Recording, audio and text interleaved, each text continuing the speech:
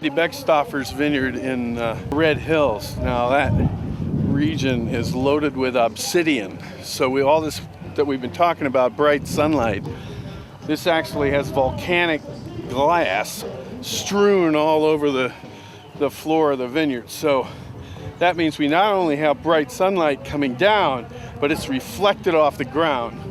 And the wines just have incredible color.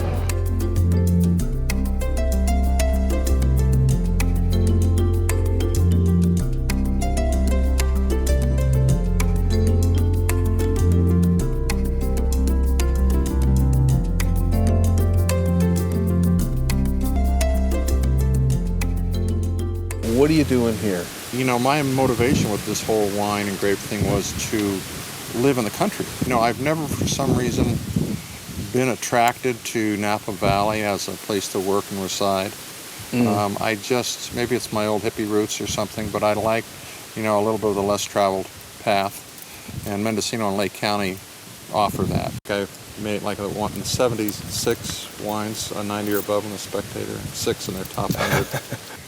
You know, I had obviously gained reputation at Kendell Jackson for Chardonnay, and that's pretty much what people expected me to make. When we started, the production was primarily Chardonnay and Pinot Noir, so in the first year of Steele wines, only 10% of the grapes were from Lake County. Okay. However, that's evolved. This year, 60% will be from Lake County. For Lake County, it's a great site because it's a north, you know, we have frost up here, which are an issue. In fact, this vineyard at the very bottom, in a number of years in October, has gotten burned a little bit. Oh. But this is a north face, almost directly north face, which means it comes out later in the spring. Yeah.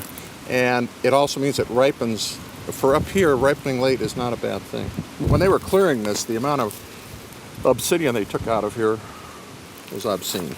If you look down the row, literally, you've got to have sunglasses or something because the surface is just shimmering.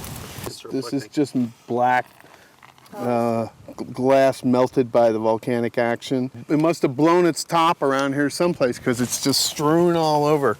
You know, you go to other vineyards and you've got a really steep vineyard on the other side of the mountain and there's none. You know, and none of the vineyards on the Kelseyville bench have any of it in it either. I mean, a lot of times you'll look at the hills that separate us from Mendocino, Ukiah area, and Hopland, and the fog, the fingers of fog will come over, but they don't get down into this area. You know, they might hit the winery a little bit, you know, but honestly, I'll bet 5 days a year. And it's gone, you know, by 9 o'clock or 10 o'clock in the morning. So there's early, but we still get that breeze every afternoon. You're pretty famous for your Cab Franc now, which is not something you were ever known for. What do you think of Lake County Cab Franc? It is, to me, the best, most consistent varietal we produce. We have, you know, an astute vineyardist, you know, Mr. Beckstoffer, Andy, coming up here and, you know, planting 500 acres nominally of Cabernet Sauvignon, you know, and knowing what he was doing, picking the spot, picking the right people to run the vineyard, and the results has been, you know, we love this Cabernet. They do have a little Malbec here. We make them like Cabernet. You know, they really don't, you know, a lot of Argentinian Malbecs to me are relatively rustic wines, and this is a much more refined. You know, we'll blend Merlot in with it, or Cabernet. Well, I sure see that same bright red, I don't know what to call it. It's kind of white cherry or grenadine or something like that. Real firm tannin.